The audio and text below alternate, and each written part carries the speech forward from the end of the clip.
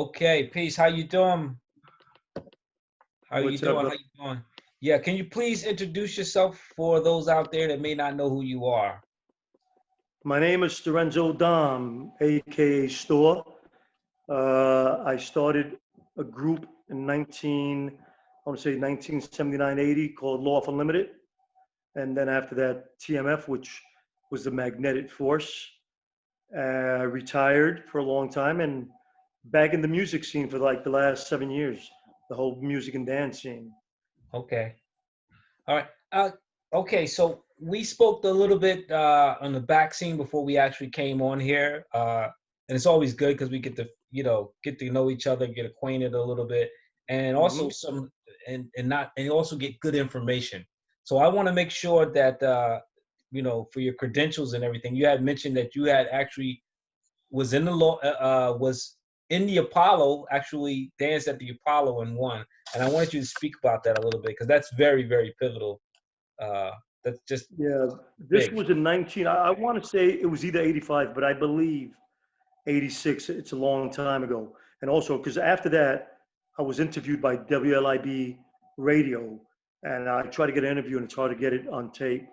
But yeah, this is before there were categories.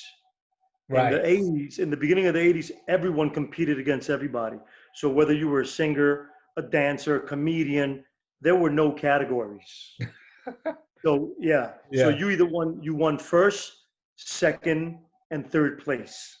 So in right, this particular one, I came in second place.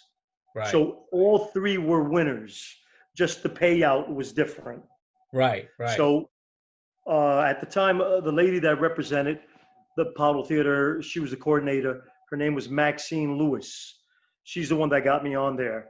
And the reason why they interviewed me on the radio was because I was the first dancer that ever won in the category for dancing in the third, that would take place Right. in second, third in the history of the Apollo Theater up until that point. Wow. And that's big, man. That's very, Yeah, and very I never big. talk about that, dude. Yeah, And I got a yeah. letter, and I always forget to talk about it. But yeah, I was the first dancer to ever win or be categorized as a winner for loft style because I did more loft than I did boogie. I Yeah. incorporated it, but it was more lofting, Yeah. and During that at that particular time. Yeah. yeah, and it's funny because what happened is when I was doing that in 1986, I believe I was doing that, and when I first started the routine off, I started it with loft style dance, Right. and even though it's graceful, there's a lot of feminine moves even when you're a male figure, Yeah, strong yeah, figure, yeah. and I Definitely. remember the audience, all guys, booing the shit out of me. All the guys were booing the shit out of me while I was dancing loft, Right. and all the girls were screaming. Right. Now, the transition of the music went from loft to b-boy music, and then I started boogieing.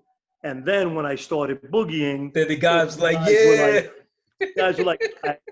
he's all right, he's all right. And I got very, very, very lucky. Yeah, yeah. So he kind of balanced it out and got the guys over with the go. Because if it would have just went all off there, yeah, it'd have been crazy. Yeah. And Apollo is a Hold on one rough, second, rough Gary. crowd. Hold, this is live. Hold on. My neighbor's asking me a question. Excuse me, you're busy now? Yeah, yeah. I'm on an interview. Well, what do you Okay, need? okay. You need something? Yeah, I need you to drop me someplace, but I'll be maybe 10, 15 minutes. Maybe a little bit longer than that. I'll call you when I'm done. When I'm done. You want to take it? my appointment is 3:30. Oh yeah, no. By then, yeah, we're good. All right, I don't want to, cut whatever you guys All right. want to cut, man. Let me get this and I'll call you. I'm sorry, Gary. No problem, man. No problem. Yeah. So, all right. So So the last thing you said was that the Apollo Theater, it's the difficult. the That's a crowd was difficult tough. play. Yeah, yeah. It's a Dude, it was, rough crowd, man. And if you play, and was the Sandman there during that time? Was Sandman? yeah, the Sandman. The Sandman's always been there, bro. The Woo. Sandman's and that's why when the guys started booing doing. But what the lucky part was that the girls overdove. And like I said, once I started doing more martial arts and electric boogie, all the guys calmed down and they were like, all right, they started clapping. Yeah. And it turned out well. It turned out well. Good experience. Okay, so I want to make sure. You know what I'm going to do? I'm going to do something real cool. I'm going to go ahead and ask the questions that somebody really, really wanted to know, and then I'll go ahead and get into my questions because I don't want to take up too much of your time, and I Up a want to make little bit. sure that we get a good information out too. So let me get the question that he had asked. Freezing up a little bit. Was that? You're freezing up a little bit. Okay, yeah. It's the internet connection is it's a little bit choppy, but we're gonna make it through it. Don't worry. So All right. let's get into the first question. Was which elements make movement a dance style? What is the foundation of it? Which changes are made standing up? Floor interpretations to make it a style. So I guess basically what the lofting is, what makes lofting a style? Or is it a style? Can it be named as a style? Yeah, yeah, it is a I style mean, because, yeah, like, if you you saw that particular interview when I was interviewing PR, right, it's clear. This is what I'm a second generation loft head. The original guys are already in their 60s because it started in 73. I got introduced to it in 79. right, By the time I got introduced to it, you know, these outdoor activities in New York City were starting to occur. We were able to go to the beaches on the weekends, the parks with our boom boxes, our 40 ounces, smoking our weed and just bringing it outdoors because a lot of us didn't want the party to end at 4 in the morning. We still had the energy. So we would go to the beaches, go to the park, Washington Square Park, right, the fountain in Central Park. And this is where I always say that there was a group of us, including PR, that we took this to the streets. This is how we incorporated it, and it became a Loft Unlimited, a crew, right? right. Because before that, it was always underground. The Hmm. loft was the loft, the garage was the garage, and the first generation dancers really kept this to themselves. This was really something that was private to them. It belonged to them, and they didn't want it see it. They didn't want it to get exploited by Right, younger people out now, which I was younger than they were, and destroy the essence and the crux of what that style is about, right? right, Because if you really, really, really look at it, when it first started, there was no style. It was freestyle. It was right. everybody listening to this amazing music and dancing on their own. Yeah, But what happens with that? What happens with that? How does the evolution become? It becomes that you get a particular group of guys that are awesome, that are amazing in dancing, and all of a sudden, people like to do what they do, just like when right, voguing started. When right, voguing started, it was such a feminine dance. Nobody wanted to do it, right? Only the gays and the girls, up right, until it took its course. So to me the evolvement of music or dance. That's the way it is. You don't start it off and say, or not back then. Today is different. Back then we didn't say, you know what, I'm going to start something and create it and make it a trend. yeah, That's not what we were thinking. We just went out. We were hanging out with a group of people that did the same thing, and we started dancing together. So what happens? We see these guys and we go, holy shit, I love that. yeah, So what do? You start emulating them. yeah, naturally, yeah, yeah, But so the way the transition works is that, in my mind you, there were no mirrors back then that we practiced to. That's why I say, to me, when you put yourself in front of a mirror, you lose the feeling of loft, right. Okay, because loft is a feeling that you get and you're able to display according to the music that you feel. right, That's true loft. Right. That's true loft. You know, that's the way loft started. That's the way it is. These guys heard the music and they did their thing to the music. Right. So what we did is we would mimic that. And now you got these guys coming in. You know, the 70s was really, really big in New York City with karate movies. Even if you never took a class up, you were a fucking expert in karate Right. because you went to the movies on Sundays and you got 3 karate movies for one price. So everybody was doing it. And, you know, and the combination of that with gymnastics is where the floor loft killers came out. Yeah. So, and we give tribute to that. I always say there's guys like Perry, guys like Chase. These guys were martial artists. They were professional martial artists. They would go, and they're the ones that I remember creating these dives, these floor moves to Right. this particular style. So now, you know, there were 3 types of loft style dances, in my opinion. There were the guys that stayed up and the girls that stayed up, and they weren't either strong enough or they didn't really care about the floor. There were the loft floor killers, and then there were guys like me that I loved showing motion through music, but I was a gymnast and I was a martial artist. Right. So So you those are did the both. I Basically both. I combined both. Right. And it started becoming more and more popular with guys like Perry and Chase, you Right. know, that would do these up moves and then go down. You know, there's one particular footage out there from Tony Prince, the lofter. And if you see that particular thing, Tony was good on top, but he was an amazing floor killer, this guy, Right. you know. And you see him now, he'll still go down, you know, he's older, a little heavier, but he still got moves on top, which Right. was That you can't take away. Yeah. It's can't hard. take away. Yeah. Right, which was, I don't want to say it was rare because once the 80s came in, it wasn't rare anymore for guys like myself to come out here.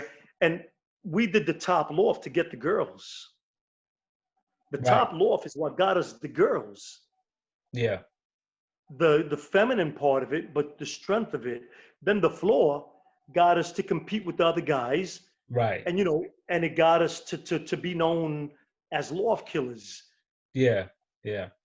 You know, so that was the combination. And I've always said the 5 or 6 elements, which, you know, I've stated would always be, you know, jazz, ballet, you know, tap, obviously, more in house. Tap is more in the house dance than it was in our dance, in Yeah. the Yeah. loft dance. You know, Right. you guys do more of the tap than we do. And then, of course, you have, you know, the gymnastics and you have the martial arts and you have the Africana. Those are Yeah. the 6 elements of loft, man. So, Right. you know, if you ask, The Africana, because we also got a lot of Africans that are over here on this side of the hemisphere that are really into house dancing. They're really into the culture, and they're competing heavily in the competitions of the different house, hip hop, and stuff like that. Why Africana? You know, what is the Africana essence in it? I don't want you to because go too deep on it because we still got a lot of other questions, but because just the Africana is the boom, is the heartbeat to our music. You know, right. when you're a black or brown person, Yeah. you know, our heartbeat is the music, and it's created by Africana music. Yeah. You know, which was even straight up Africano, Cuban African. You know, Yeah. which interprets Latin, Latino Okay. music. You Yeah. understand? Yeah, Because all the same coming from the same mix. Yeah. right, When it became it, that then drum, that drum right, sound. that drum sound, then it became salsa. You know, it Yeah. became mambo. It became mambo, salsa. So those are, I'm walking because I got to plug in my phone. I just Okay. realized that it's 9. But you know, those are the things that all of that music brings. Or, you Right. know, it's an interpretation of. But you know, the main foundation. If you look at it, any like you know, when you look at guys like Sammy Davis Jr. and all these guys back in the day, you know, if you listen to you know, any that they're tapping to, it's usually mambo music, Yeah. Africana music. Yeah. Yeah. You Yeah. know, So Yeah, there's that that's the drum that they heartbeat have of to have that one. What is that bongo drum? Is that a bongo drum? Yeah, they have to have the bongo drum. They always had it in the big bands. Yeah, yeah, bongos. yeah. Especially in this era. Okay, Yep, so yep. You is know, it a style? and The next question, because is go it a ahead. style in house dance? Is it separate? Is it separate from house? Because we actually, I can answer that question in a way because we actually combined it. You know, it's a lot of dancers. There's certain dancers that we have from my generation that combined it, and it passed on to the battle dancers too as well. So it Well, is something that's in there. And you described a lot of the moves with PR, the bridges, the the monkey walkovers, the flips. slides, yep, Yeah, the Donkey Kongs, the yeah, flips, you know, yeah. and this is early. This is already in the 70s, mid to late Right, 70s. We were doing that. The flipping, the flips off the walls. There was a bunch of stuff, right. that we had done. But to me, the transition to house Yeah, was all the hip hop kids that figured out that they can get more chicks by dancing yeah. I'm that generation. free And to we the did it for fun freestyle too. music. We wanted the chicks. And that's what Yeah, I always said. I said, to me, the evolution of house, dancing, not music, the evolution and the popularity of the house dance is hip hop kids that transitioned over. This is why it became a house is known for battling. yeah, Lofting yeah. is never, there is no such thing as a loft battle. Clearly understood. That's something I clearly understand. I don't, and okay. And I want to first, before we go next to the next, I want to thank Leandro because those are the questions from Leandro. He's over here in the Netherlands, and that's just something he wanted to hear. The last was it socially acceptable as a clear style? That's what we're discussing now. So and we'll get more into that. But I want to thank Leandro for throwing me some questions early before the interview. I told him I was going to talk to you, and he wanted to know a little bit about it. And he had very good questions, and I thought there was something that I definitely wanted to cover with you. So now to the basics, and this is where we can get more deeper into some of the conversations. Uh, do you yourself teach lofting? I do teach loft style dance. Yep. Okay. Should it be taught? This is the next question because maybe you one of the majority. I mean, maybe you No, one of of the course it should minorities be that taught. believe it should be taught. Of course it should be taught. The only thing, it shouldn't be watered down and then taught. Cool. Yeah. So, you're getting a lot of these house head dancers that all of a sudden they need something new in their elements because the house kind of faded a little bit. So Yeah. holy shit, let's grasp onto this loft thing that's going Right. on, and because it's so close to lofting in a sense that I can teach you loft. No, you can't. No, you Yeah. can't. Yeah. You can't be a house head and started as a house dancer and tell me you're teaching loft. I'm sorry. But the question I got for you, because we have someone like, I could say an example, like someone like Ejo. Ejo is the closest example that we could see, and from my Bro, generation, and Conrad, Bravo, Conrad. Yeah, yeah, Ejo. yeah. Conrad. Yeah, Conrad. I yeah. didn't want to say Bravo yet because I thought Bravo maybe from your generation. So Conrad. They actually go out. I'm not saying they put on a flyer that they teach lofting. I'm not saying that. I'm just saying within their house vocabulary, they add a lot what we would consider lofting moves, Well, signature Ejo, yeah. lofting When I moves. so I retired, man, for over 25 years, right? Right. So when I came back, I got pulled out of from Mr. Wiggles actually, and then I didn't even realize that there was still such a huge dance scene, especially abroad. Right. And someone said, "Oh, there's a guy teaching in the Lower East Side," and it was I believe it was I think it was Conrad had something, and then Ejo had something. And I remember seeing Ejo for the first time and going, "Yeah, he's something that I would say, yeah, that's a loft style dancer." Right. I don't know how old he is, to be honest with you. I'm not sure if he's my age. No, no, If he's he's from. around a little couple of years older than me. And what happened was, I think a lot of the loft dancers actually passed on the information. from dinner. You know what I mean? It got passed on. Right. So he really dived into his history, and I think it got passed on. Oh, hold, 1 second, 1 second, 1 second. Hold. You. 1 second. Yeah. So go back again. Yeah, what were you saying? No, someone was calling me. I'm sorry. But yeah, I remember seeing Ejo, and then even Conrad. Conrad, You yeah. know, they some showed up to some of my teachings, and I don't know what they were waiting for, because I don't teach like a house dancer would teach, because they're really the teachings of Loft really has several steps that I can honestly say everyone did. And this is why when I teach, I say, listen, this is the foundation that I can give you. Right. But going forward, your body has to adjust to that and take over. Right. You understand? So it's very difficult for us to create a routine with 5 dances and get it spot on and say, that's a Loft routine. Right. Yeah, It's it's not going to difficult. happen. Because it's so deeply rooted in freestyle. I mean, I know it's deep. Well, a lot of dancers are deeply rooted in freestyle, but I know that lofting is something very, very special. And it's something that, like you said, it shouldn't be commercialized, definitely, just to make a buck. Say that it should be, not that it shouldn't be commercialized, because it could be, but the truth is that Loft style it's an individual dance, man. Right. Okay. It's an individual Yeah. dance. There were cats that you would look at and you would go, yeah, and then there were people that you would see that you would either shed a tear or your hairs would stand up. Right. Okay. Yeah. So we never could say, oh, look at this cat, he sucks. He's not. No, man, because he or she is dancing to what they feel that song to be. Okay.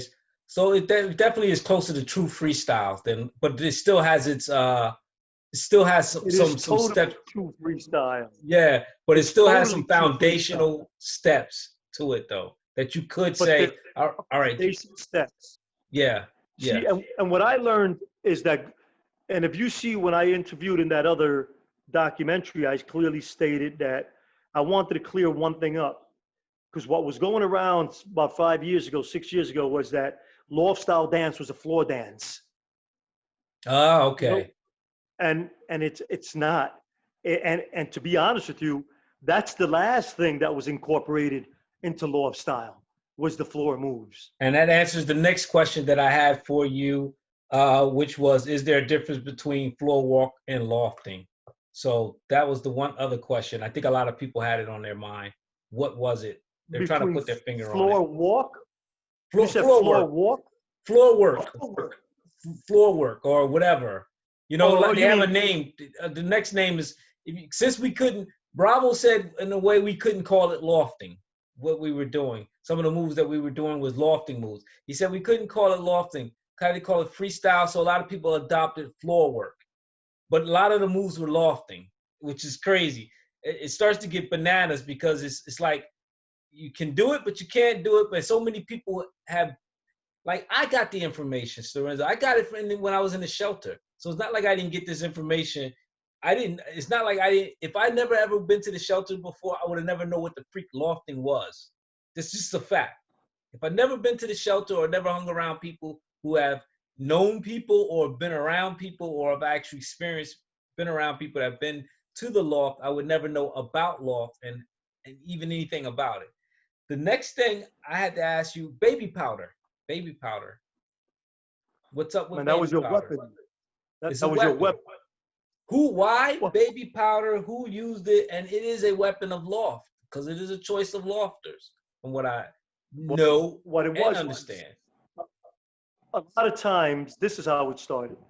You would go to these places that has shit air conditioning. So now everyone's floor was sticking on you couldn't dance, you couldn't spin. Yeah. And basically it was really for the spinning. Right. So because when we danced real gracefully. We did a lot of turns and everything was gracefully with our feet. So what was the cure? Fucking baby powder on the floor. Now you can turn your ass around and do 20 spins. Yeah. Yeah. So that's how it started. Yeah. And that was passed down from that went over to such and such a club, such and such a club, all the way down to we got it over in the shelter.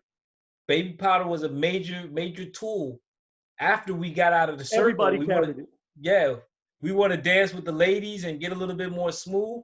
It's the baby powder that That's got what us you had to smoothed put down out. the pace. And believe it or not, it was the demise for floor killers. Because sometimes you would Okay. take a dive and you Oh, crack your okay. jaw on the floor because you slipped, Ah, and okay, okay. Yeah. sometimes it Not became good. too slippery for the floor killers. Yeah. And you would do a back, you would do a like a walkover, and you couldn't stay, your feet wouldn't plant. You'd fall on your ass. Yeah. So the powder was strictly mainly for For the the up spinners. dancers that wanted to turn and be more graceful with their feet on the ground. It Wow. had nothing to do with floor. It had nothing to do with floor work. Okay. Yeah, the two. Yeah. Okay, got it. Two separate, but yeah, and this is the whole thing. The conversation that I had with Bravo was very confusing uh, because he gave a description of what you can do and then said you can't do it. So I was like so confused after the interview. I was like, you know what, man? And it's like I knew everything. I had a little bit of information. Of course, I never really sat down and spoke with someone from the law and actually talked to him. But it just confused the hell out of me. And after that, I was like, you know what? Germany, as far as I know, is welcome for anybody who can teach law, or you know what I mean, is welcome. Like you definitely, Sorenzo. When this is over with, I think people over here in the European side should also invite you over too as well, for a lecture, interview, or dance. And I think that's very important. And that's what I said on my Yeah. on the thing, that I think before you teach loft, you should at least have a conversation with you or Bravo, who's actually in the forefront, the closest I could say in the media forefront, in the YouTube and stuff like that, that we can contact and say, hey, what is this? What is this? Because I got gravitated towards loft a long time ago, man. So I knew, like I said, I knew the term, I knew of it, and then I had someone telling me, well, no, you're not supposed to be doing it. And I was like, okay, well, we got taught it. It got passed down. I know maybe it was like 200 people in the loft, and out of those people, somebody passed it down. And I knew you were one of them who Oh passed no, the we did. information. We had a few crews. I can tell you that I was the first loft crew to start a loft Right. in New York City. I know it. And Yeah. then after that came loft masters, these other crews, that started. But you know, the minute it went to the inner city, to most of the inner city, it was already more hip hop Yeah. infused with So some freestyle. Because right. these cats weren't lofting. They would go like the places that I recall that started that was like the Fun House, Hmm. Heartbreaks, the Fun House. That started, that combination of what people thought it was loft, which was not anymore. It was just basic freestyle into house, and infused with hip hop.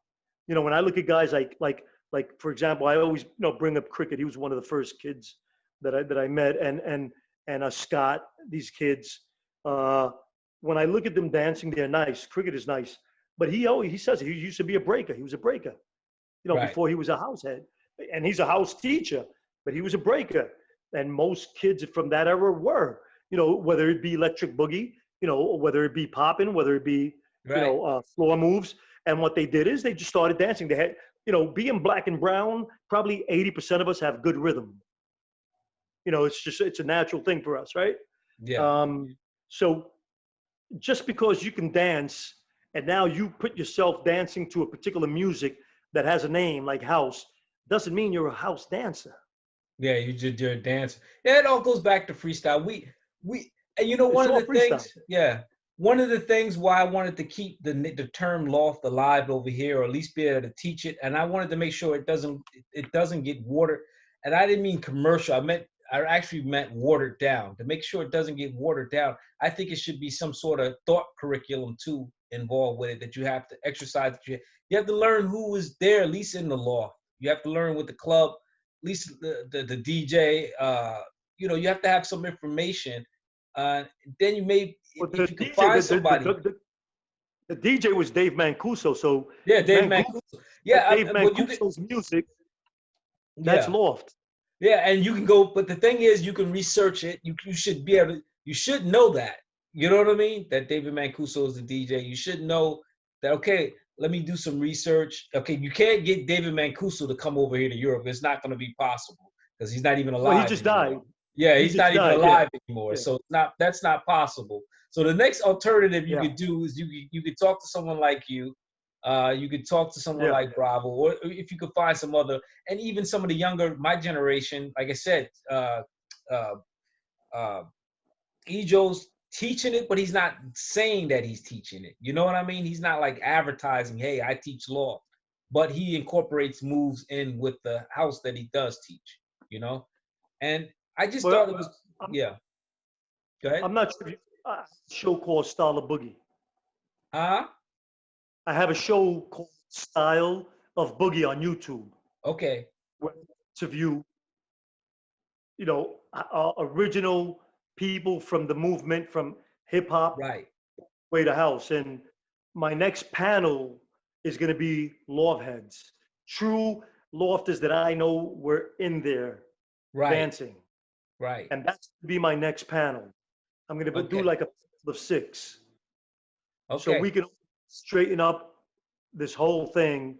Yeah, it would help out a lot because we got different. I mean, the youth right now during the Corona time over here, the battle generation, they're really hungry for knowledge right now because they got nothing to do. You know what I mean? You dance a little bit now, and they really can't have so many battles. The battles are online, so they're trying to soak up as much information and knowledge as possible. And I think it's a good time now to definitely reach out to them and give them that information because a lot of people are curious about lofting. We got translated in Spanish, basically. Just hello. You here? You here? You back? Okay, you good. You're freezing up a lot. Yeah, just internet connection. Okay. Yeah, we got. A lot of people are very interested in the term lofting. What is it about? And it became just. I'm losing. Okay, Mike. I'm losing you. I can't. All right. Yeah. In and out. All right. So can you hear me? Can you hear me? Can you hear me? Oh wow. Yeah. Yeah, it's getting bad. It's bad. Okay, so Storenzo. Definitely. All right. Can you leave your information where people can reach you at? Yeah, they can reach me if they have any information, they have any questions. On Instagram, it's Loft Unlimited. TMF, it's Loft_Unlimited_TMF. On Facebook, it's Loft Unlimited, TMF, the Magnetic Force. They can come to the link. If you scroll through that timeline, probably most of the questions that you guys are asking, I've already put on there. Right. And if you have any particular question, ask it, and I'll make sure I get back to you. And then if it's something like the way you reached out to me, then I'll give you my number and we can talk some. Yeah. And that, and I thought this was very important conversation to have with you. And I think this is a conversation that I think everyone was waiting to have now. And they were looking forward to getting more information about it. And I wanted to be one of the ones that helped present some of this information over here in Europe. So thank you very much for taking the time and talk to me and give me your feedback on what is lofting. If I have any other questions, I'll hit you up, man. But thank you very much. You have a great day. One more time. Come up with another. What? Yeah. Okay. So this is what I'm going to do because I don't think this conversation is going to go anywhere. I got you on speed dial. Come up with another. Yeah, I got you on speed dial. All right. So thank you, man. Peace. I'm gonna call you again. Don't worry. We gonna do this Thanks a again. lot, man. And we'll talk again, brother. Yeah, peace, man.